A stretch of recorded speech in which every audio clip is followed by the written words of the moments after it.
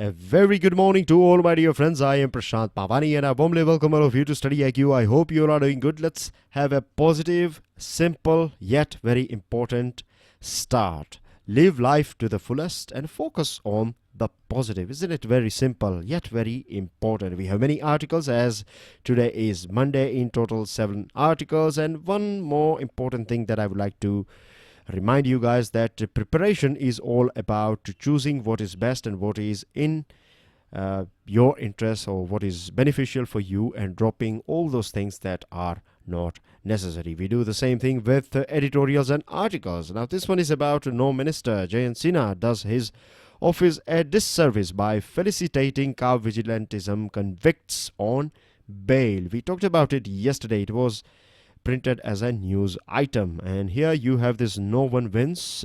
Last Friday this trade war has started between this US and China, and it will affect very negatively other countries too. Democratic mandate in Delhi. This is again a very important article on elected government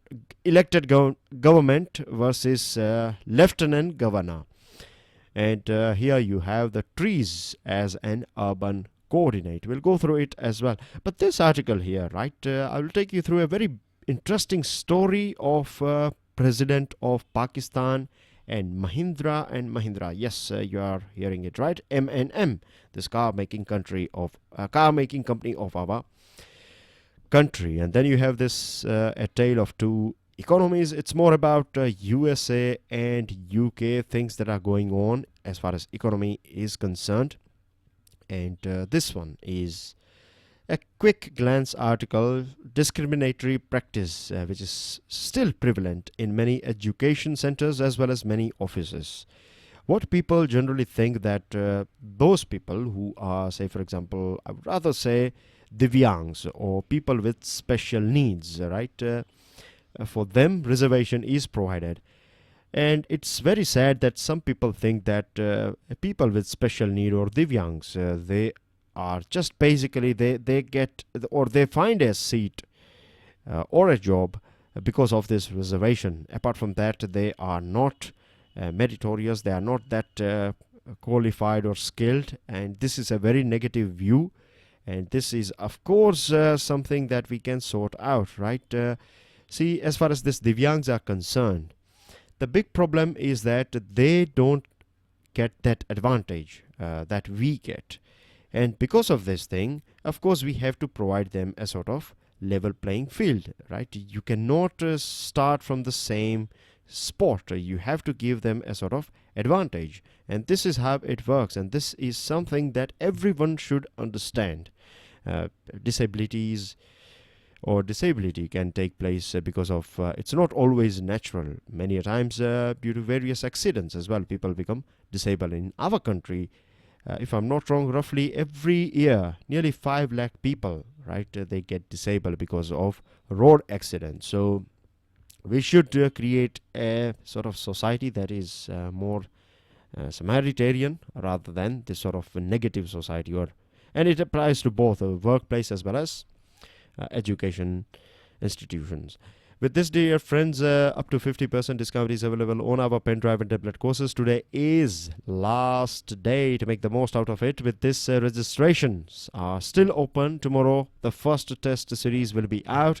Get it as soon as possible. And I will share the PDF of today's discussion on my Facebook page and Twitter handle. Make sure you share it with other people and don't forget to hit the like button. Now, Jayant Sinha, he is a Union Minister of State for Civil Aviation, the person that you can see on your screen. Now, it's okay to have some reservation. It's okay that you don't agree with the verdict or final verdict of this fast track court. And see, this is totally all right. If you are not happy with it, then you have other options. You can go and knock the doors of higher courts. If you are not happy with high court, then of course you can go and knock the doors of Supreme Court. This is all right. This is legal, This is legit. But it is altogether different, particularly if you are a representative of people. When you are representing us, then it is not right for you to felicitate all those convicts, right? A fast track court has convicted, or it has been proved in this fast track court, that these people are, or they were associated with this murder of a person. Now, Jharkhand High Court has given them a bail, but that does not mean that Jharkhand High Court has given them a clean chit. They are just out on a bail. As far as this fast track court verdict is concerned, they are guilty. And of course, for any other person to meet them, it's all right. But when you are representative of people, then this is neither convincing nor acceptable. And I think government should take a very tough stand on Jayant Sinha, right? If this act would be done by some other person, just imagine if it would have been done by other party person, then don't you think that government as well as this NDA parties would be jumping on other parties? Same thing happens at present as well. But as people, we need to get rid of all those people who are having connections, or if they are, hand in hand with this sort of people, then we don't want them to be our representative. Moving on to another item, no one wins. A very important article. It's about trade wars, and it's not just limited to two countries, China and USA. It is going to, basically swallow the whole world under this whirlpool that is just created by these two countries, China and USA. Now, it was all started by Mr. Trump, to be honest, right? He came with this, basically his main campaign was this thing that he's going to create jobs in America. He's not going to let other countries cheat America. That's what he used to say, that other countries are basically ripping off America. They're taking away all their hard-earned money, and it is basically a big loss for America and things like that. And sadly, there are people out there in America who are supporting this sort of viewpoints. I'm not saying Mr. Trump is wrong. He is an elected person, or an elected president of USA, right? People of USA, they have voted for him. So it's their democratic choice, but the decisions, right, and particularly this decision to start a tariff war is something that is going to impact every one of us, directly as well as indirectly. Now, as I told you, last Friday was this first day of this tariff war between these two countries, and we have also seen that in recent past, countries like Mexico, that is here, Canada has said this thing, European Union has also said that if USA is going to impose import tariffs on these products that we supply to USA, then we are going to do the same. We are going to slap retaliatory tariffs on various USA's goods as well. So as you can see, right, this trade war that was started between these two countries, now other big players are going to jump in as well. Now, one more thing that I would like to highlight here is that what about global supply chain? If you don't know what supply chain is, if you are not from management or commerce background, then it's fine. I will explain it to you as briefly as possible.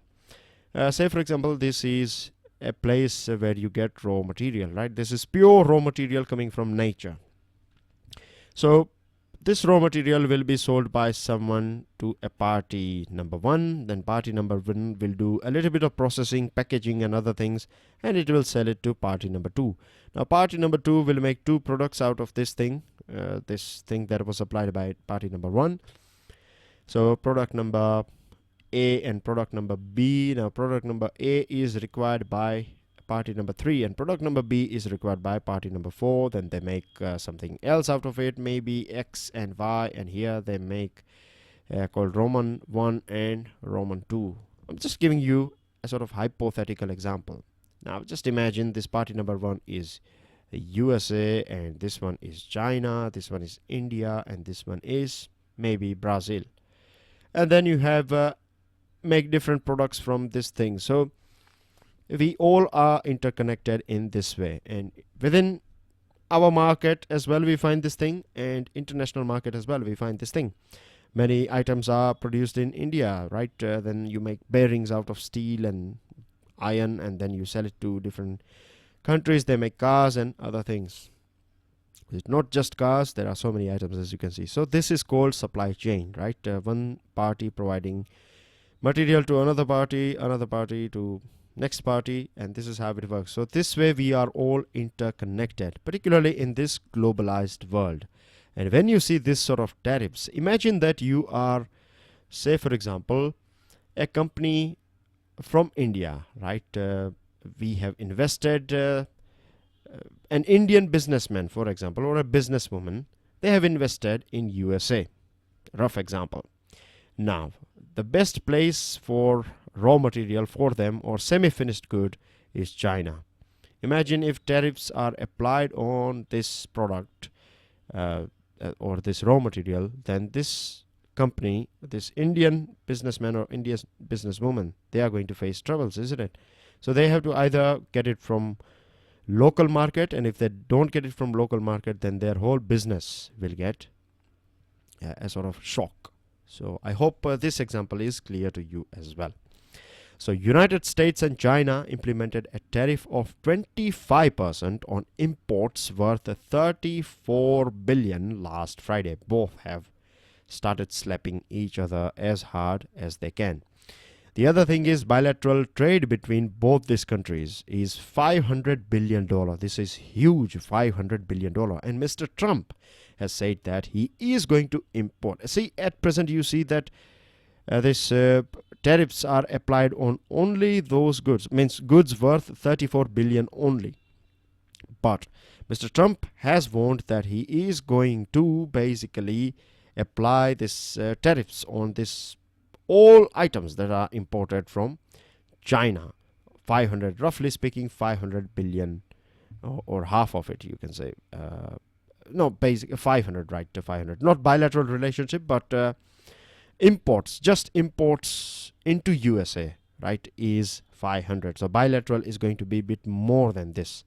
And China has also said that it is going to be a tit for tat thing. If you hit us, then we are going to hit you as badly as we can. Now there are many questions that we need to ask ourselves. The first thing is, what about this World Trade Organization? What about the future of this sort of rule-based global trade order? They have in the past, we have seen very wisely tried to sort out all these issues. We have law and order and everything. Rules are defined. Every country knows about these rules.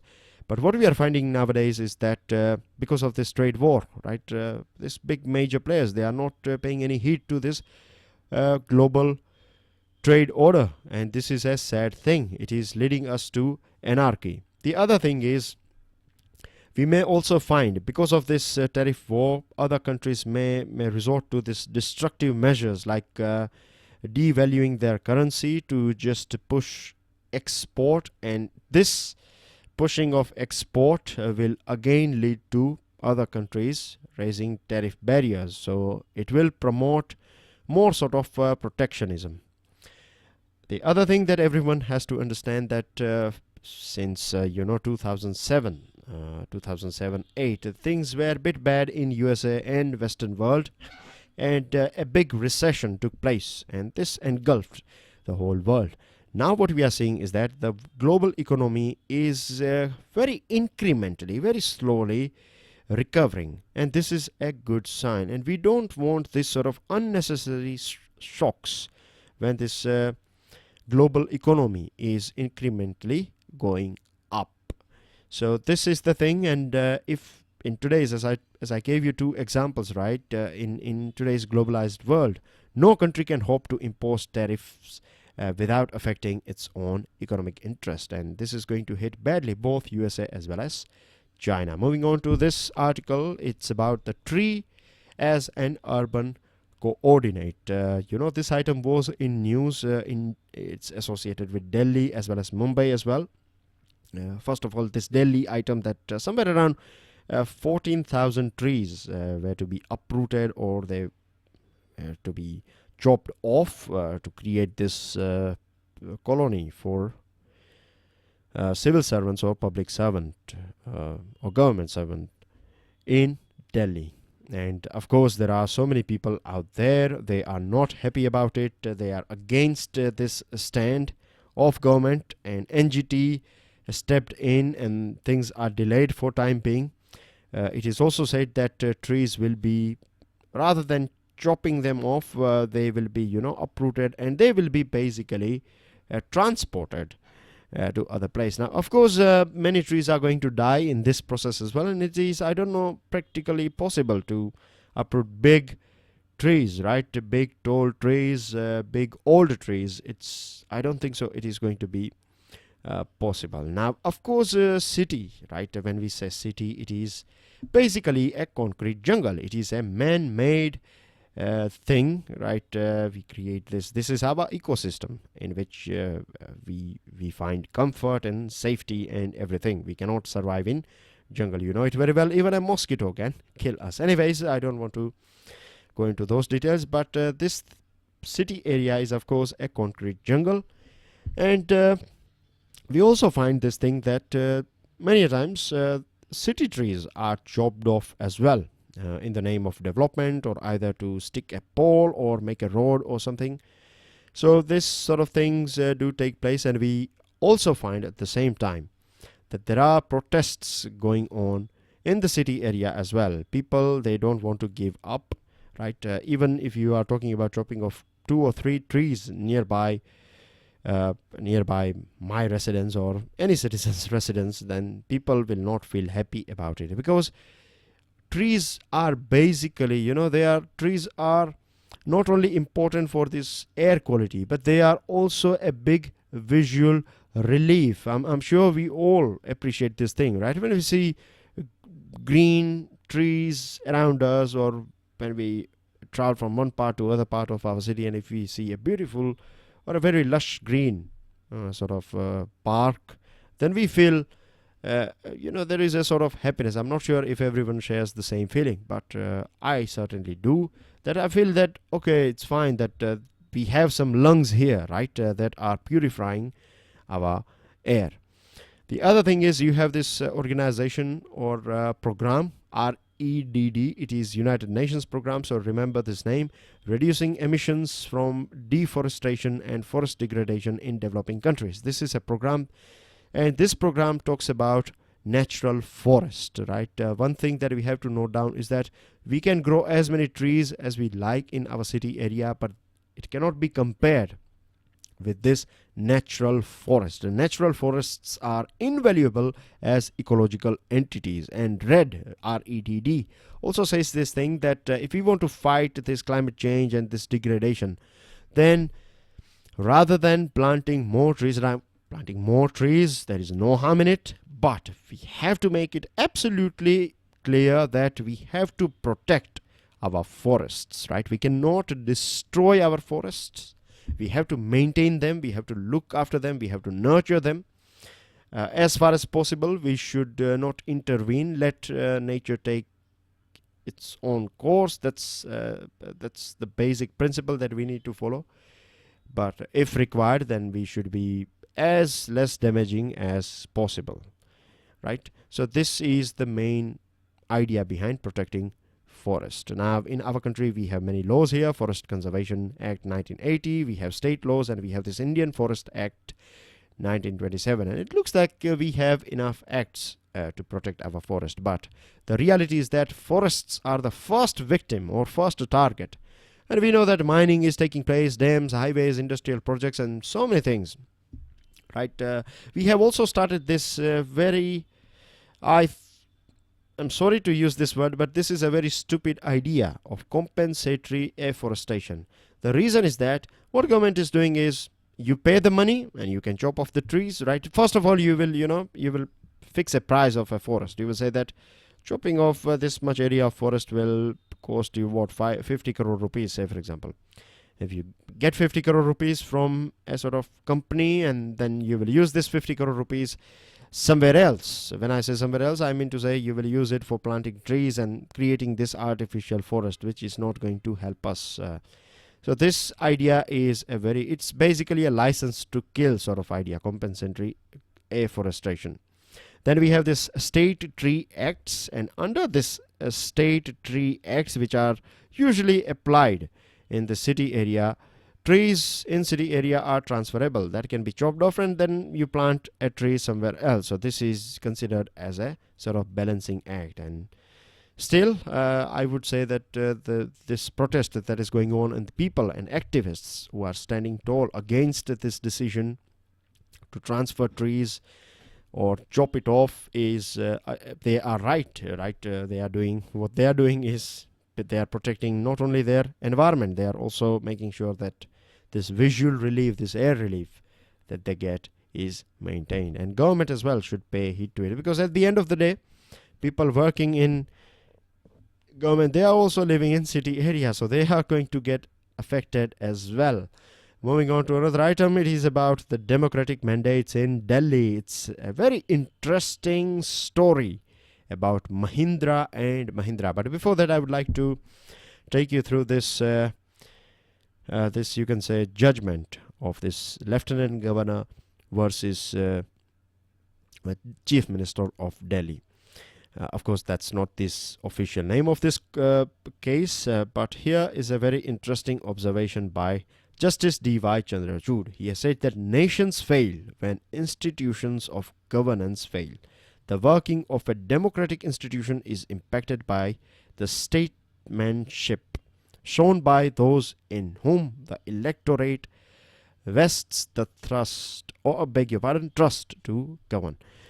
Basically, democracy is, or you can say, right, when your governance fails. See, constitution is one thing, right? Then governance is altogether different thing, and polity as well is a different thing. And this is one of the reason, if you are preparing for civil services examination, it's not written that you have to read constitution. The course basically talks about governance, constitution, and polity.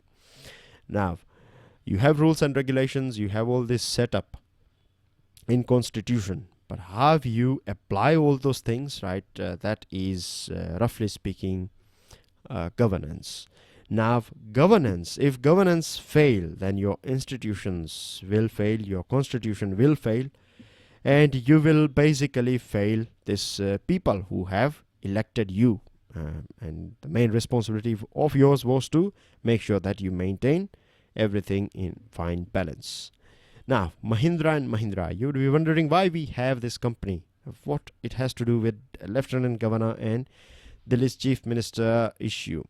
Basically, Mahindra and Mahindra was earlier Mahindra and Muhammad. Not the official name, but basically this were two gentlemen who started this company.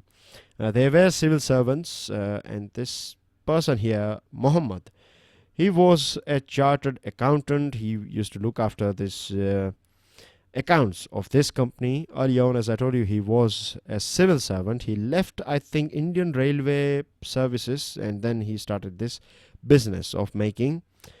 Initially, they were making this Willys Jeep. I think Willys is a Jeep from England, if I'm not wrong, and producing this Willys Jeeps in our country, in India. So they got this contract, and after that they started making. We know that there are so many cars we find in our street today, right? This Scorpios and XUVs, and there are other vehicle, Boleros and other items.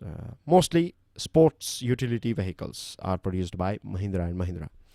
Now, when these two gentlemen were working together, then the partition took place, and after partition, this person, this Muhammad, his full name is Sir Malik Ghulam Muhammad, and he basically left for Pakistan.